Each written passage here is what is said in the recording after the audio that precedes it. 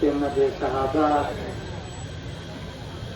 کو نکالنے کے لیے مختصر طور پر ایک پروگرام کیا جاتا ہے کہ انجمنیں آ رہی ہیں اور ان کو کچھ باتیں بتا دی جائیں۔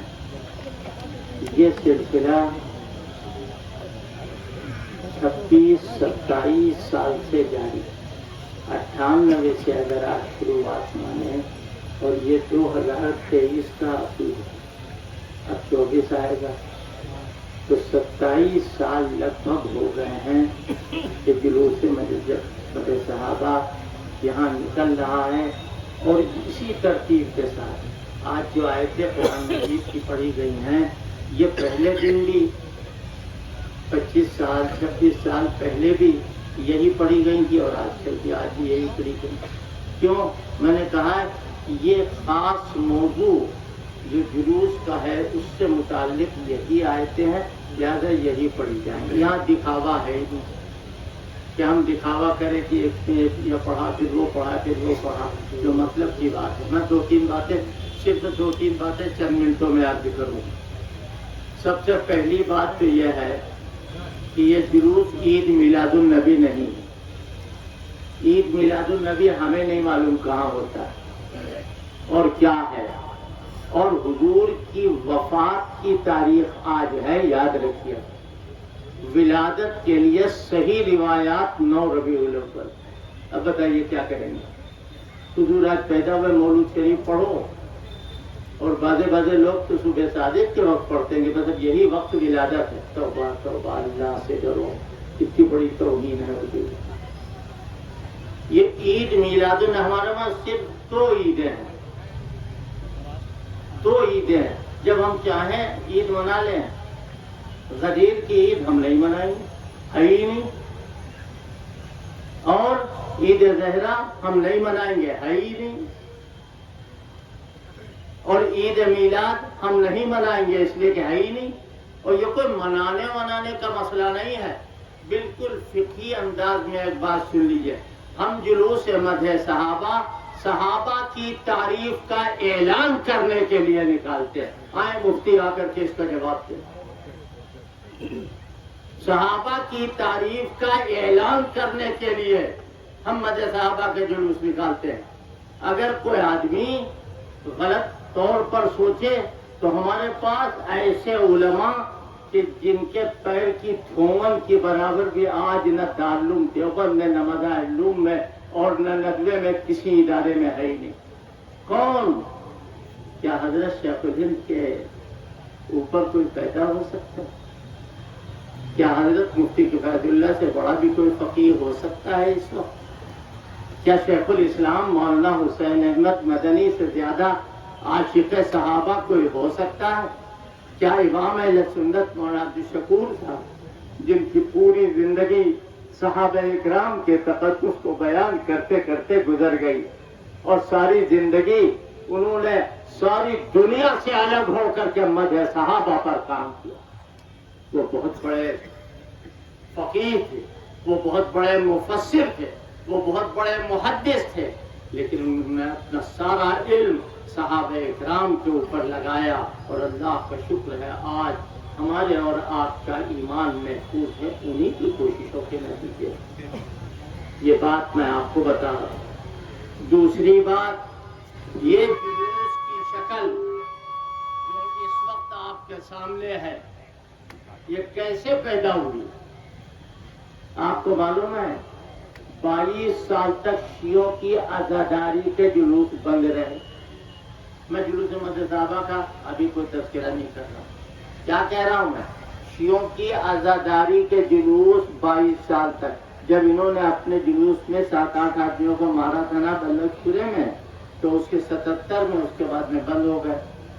اب وہ ہر سال پڑھاتے تھے کہ بھائی جلوس نکلے، لیکن نہیں نکلتا تھا، اس لیے کہ جس جلوس میں قتل و غارت گری ہو اس کے نکلنے کی حکومت اجازت نہیں دیتی تھی۔ میں انتہائی سنجیدہ بات کر رہا ہوں، کوئی گالیوں نہیں کر رہا ہوں کہ آج مجھے گالی آتی نہیں۔ تو خیر، میں یہ آپ سے بتا رہا ہوں کہ وہ لوگ بند رہتے تھے اور نہیں نکال پاتے تھے۔ آخر کار بہت آفت مچائی، ٹھیک ہے بیٹھو، طے ہوا کہ بیٹھک ہوگی. یہ سن 1998 کا میں ذکر کر رہا ہوں. حضرت مولانا علی میاں ابو الحسن علی ندوی رحمۃ اللہ علیہ حیات. بیٹھو گے. ہمارے یہاں سے بھی کچھ لوگ گئے, سب اللہ کو پیارے ہو چکے, سب اللہ کو پیارے ہو چکے. اور وہ سارے کے سارے لوگ موجود تھے اور میرے بڑے بھی موجود تھے, یعنی شیخ صغیر حسین صاحب جو بہت فہیم بھی تھے, دانا بھی تھے اور صاحب علم بھی تھے. سب نے مدح صحابہ کے سلسلے میں بات چیت. کوئی حرکت تو نہیں ہو رہی؟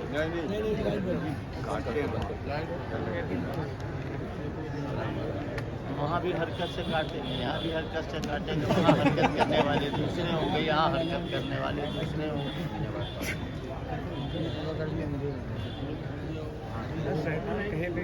میری آواز پہنچ رہی ہے؟ ابھی بھی نہیں آئی. تھوڑا سا رک جائیے.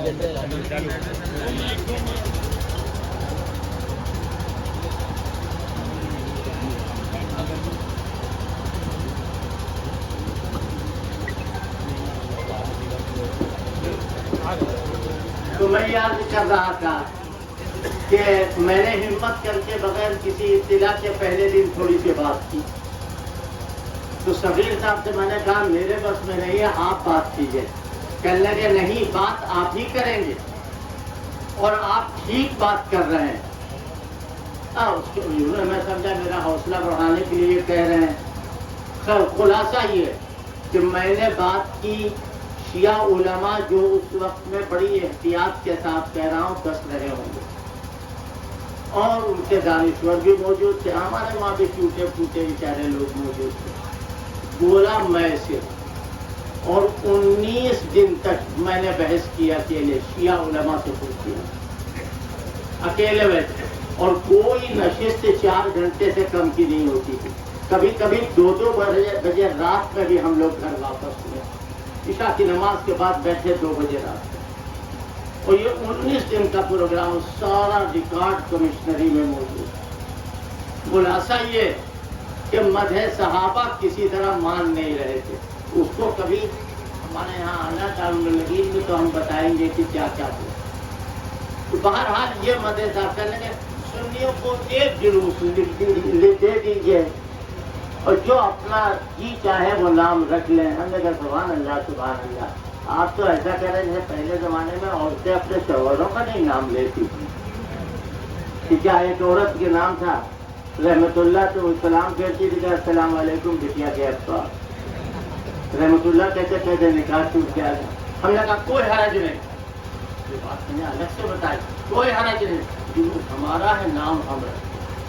چنانچہ اس جلوس کا نام جلوس مدح صحابہ رکھا, اور وہ آج موجود ہے. لہذا پہلے بھی بڑے مشکلوں سے اس کے لیے لوگ لڑتے رہے, قتل خون ہوا, مارے گئے لوگ, جیلوں میں بند کیے گئے.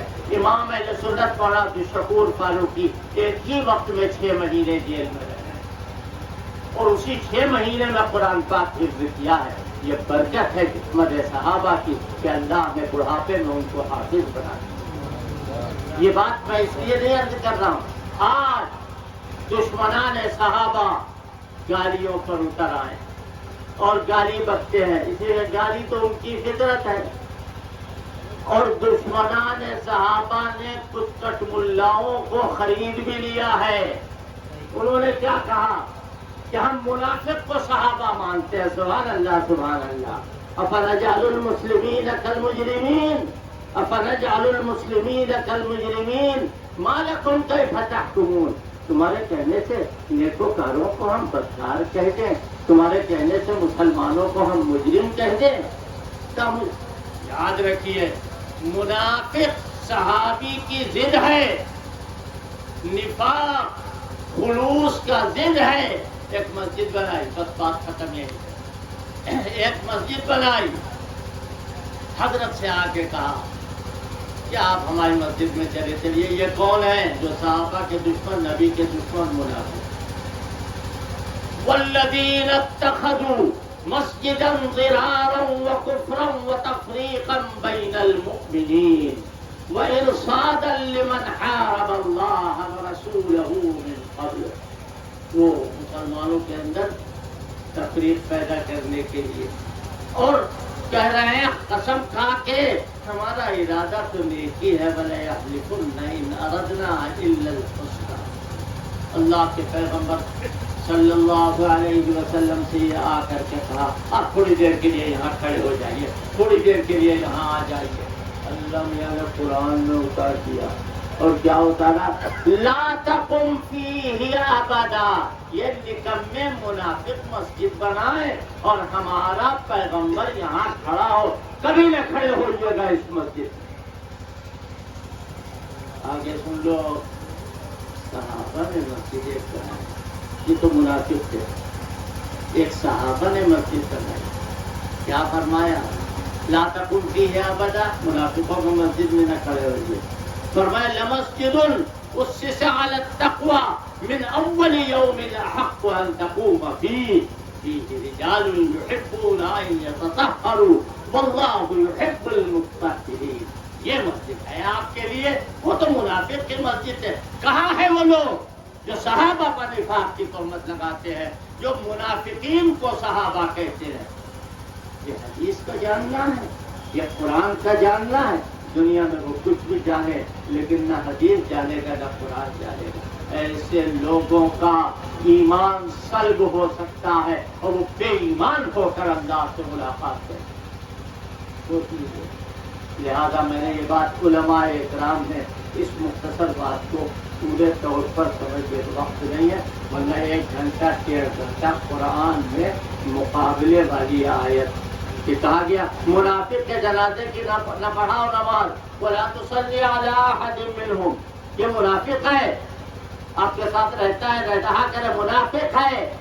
اور اب صحابہ کے لیے وَصَلِّ عَلَيْهِمْ إِنَّ صَلَاتَكَ سَكَنٌ لَهُمْ. آپ ان کے لیے دعا کیجئے. نماز جنازہ بھی دعا ہے، ان کے لیے دعا کیجئے، ان کے لیے نہیں. جو عبداللہ ابن ابی ابن سلول جس کو لوگ کہتے ہیں صحابی، ان کے لیے نہیں، ان کے وصلی علیہ. آپ کے دعا کرنے سے ان کو سکون ملے گا. میرے بھائی، صحابہ اکرام کی عزت و ناموس سے مت کھیلو اور ان کی قدر کرو جیسی کرنا چاہیے.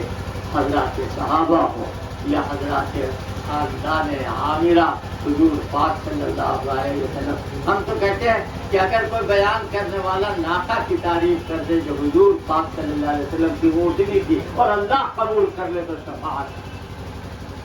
اللہ قبول، مدینے کے ذروں کی تعریف کر دو اللہ قبول کر لے. یہ تو حضور کی آل اولاد ہے، حضور کے اصحاب ہیں، سب کی تعریف ہمارا جزو ایمان ہے. ہم اس کو کسی حالت میں نہیں ترک کر سکتے ہیں. یاد رکھو ہماری زندگی کا کوئی ٹھیک نہیں. یہ جلوس کے مدح صحابہ انشاءاللہ ہمارے بعد بھی نکلے گا اور نکلتا رہے گا، اور اس کی سرپرستی ہمیشہ ہمیشہ ہمیشہ